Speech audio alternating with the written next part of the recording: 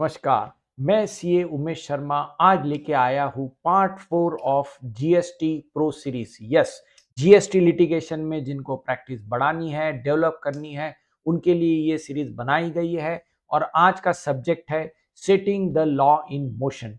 इसके पहले के पार्ट के अंदर हमने GST demand and appellate remedies का जो background material institute of chartered accountants of India ने पब्लिश किया है, इसके बेसिस पे हमने ये सीरीज शुरू की है। फिर इसमें पार्ट 2 के अंदर general principles to remember in GST, ये हमने देखा कि natural justice, reasonable opportunity hearing, इसके ऊपर हमने पढ़ाई की। फिर इसके बाद में पार्ट 3 में importance of evidence, fact, burden of proof etc in GST litigation, ये सारे वीडियोस यूट्यूब के इस सीरीज के अंदर जीएसटी प्रो के सीरीज में आपको अवेलेबल है। तो चलो फटाफट देखते हैं पार्ट 4।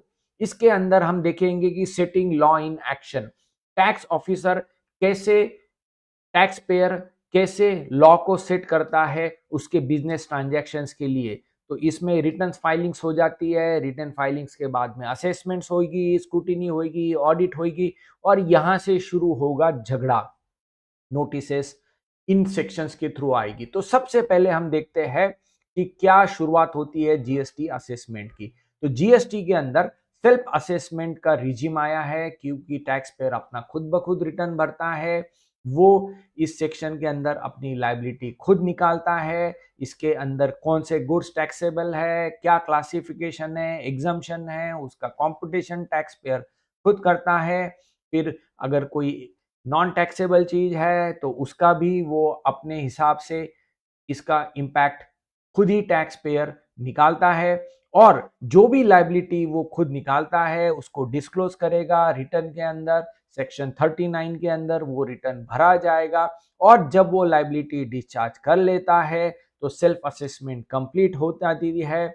और फिर अगर ये इनकरेक्ट है तो सेक्शन 155 में रेवेन्यू इसको चैलेंज कर सकता है। तो यहां पर हम रिटर्न फाइल कर देते हैं। तो this is the first step. अब इसके बाद में क्या होता है, इसके बाद में एक ऑप्शन है प्रोविजनल असेसमेंट की, कि जहां पर कुछ समझ में नहीं आ रहा है तो टैक्सेबल पर्सन को ये एक ऑप्शन अवेलेबल है, रेमेडी अवेलेबल है, जहां पर वो वैल्यूएशन नहीं निकाल पा रहा है, गुड्स और सर्विसेज के रेट्स नहीं निकाल पा रहा है, तो प्रोविजनल असेसमेंट के लिए वो अप्लाई कर सकता है। और यहां पर जब उसको प्रोविजनल असेसमेंट का टैक्स ऑफिसर परमिट कर देगा अकॉर्डिंग टू द सर्कमस्टेंसेस, तो फिर वो फाइनल लायबिलिटी, डेफिशिएंसीज वगैरह सारा सब चेक करके वो यहाँ पर पे आउट कर सकता है। और ये रिक्वेस्ट बेसिस पे होगी provisional assessment.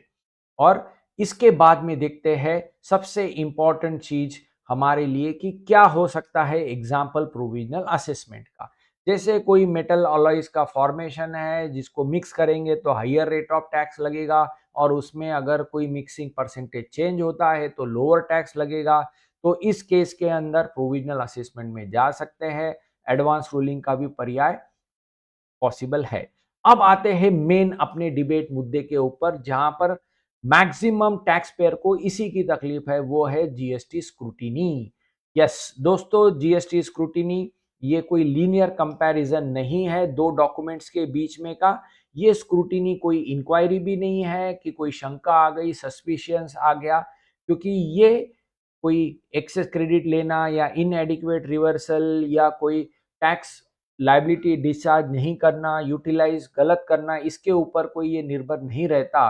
But most important ये है कि अगर कोई इंक्वायरी करनी रहती है तो ऑडिट हो सकता है, प्रॉपर ऑफिसर इन्वेस्टिगेशन कर सकता है। बट स्क्रूटिनी सेक्शन 61 में बहुत लिमिटेड है।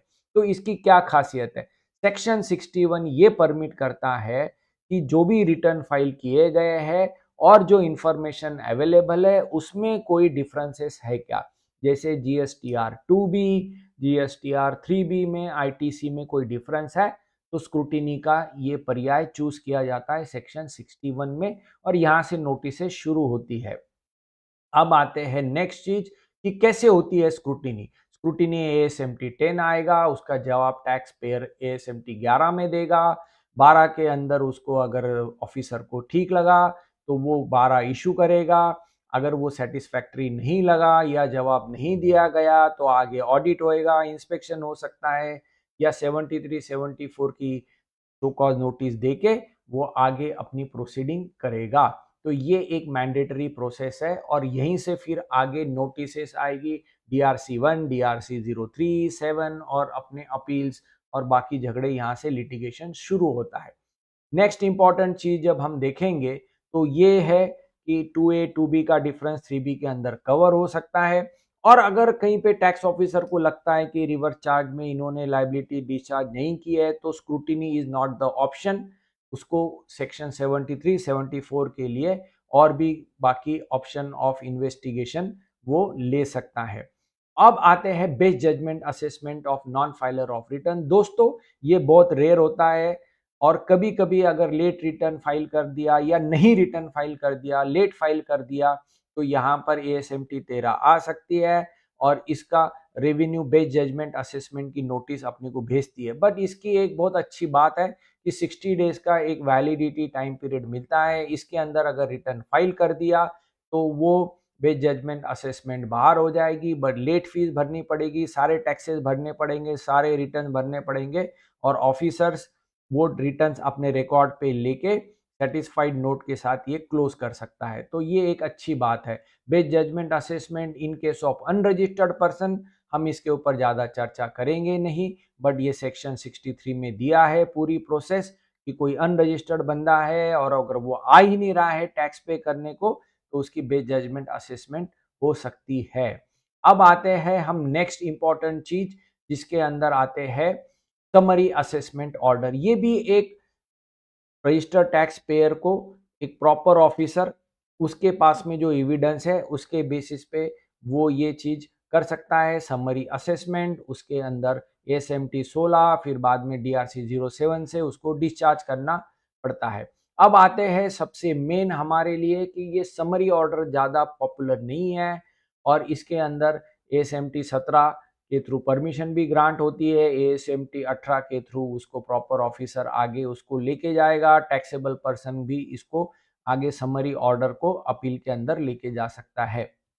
बट मोस्ट इंपॉर्टेंट चीज अब आते हैं टैक्स ऑफिसर्स जो ऑडिट करते हैं, इसके थ्रू भी वो सेटिंग ऑफ लॉ कर सकते हैं। तो यहाँ पर सेक्शन 55 है जहाँ पर कमिश्नर प्रॉपर ऑफिसर्स को नॉमिनेट करेगा कि इस टैक्स पेयर्स का जाके आप ऑडिट करिए। उसमें प्रोसीजर दी गई है, ऑडिट सिलेक्शंस के क्राइटेरियाज है। इसके ऊपर मेरा एक सेपरेट वीडियो भी बनने वाला है, टैक्स ऑफिसर क्या कर सकता है ऑडिट के अंदर। और जो रजिस्टर्ड टैक्स पेयर है उसको डॉक्यूमेंट्स एविडेंसेस सारे देने पड़ेंगे। EDT 01 फॉर्म आता है, 15 दिन का समय मिलेगा, उससे ज़्यादा भी समय मिल सकता है और उसकी इंक्वायरी सिलेक्शन का जो पैरामीटर्स है उस हिसाब से ये ऑडिट शुरू हो जाता है। ऑडिट के अंदर वो सारी चीज़ें देख सकता है। EDT 01 में रिक्वायरमेंट देगा और उसके साथ साथ के अंदर वो अपने को पूरी इंफॉर्मेशन मांगेगा। इंफॉर्मेशन मांगने के बाद में वो डेटा चेक करेगा, डेटा चेक करने के बाद में वो आगे अपनी ऑडिट की ऑर्डर बना के देगा। तो ये एक इंपॉर्टेंट डिस्कशन अपना था। इसके नेक्स्ट पार्ट में हम इन्वेस्टिगेशन सर्च सीजर भी देखेंगे। तो देखते रहिए कर नीति का ये यूट्यूब चैनल और ये सीरीज आपको कैसी लगी जरूर हमको बताइए इस फोन नंबर पे, इस ईमेल आईडी पे। धन्यवाद।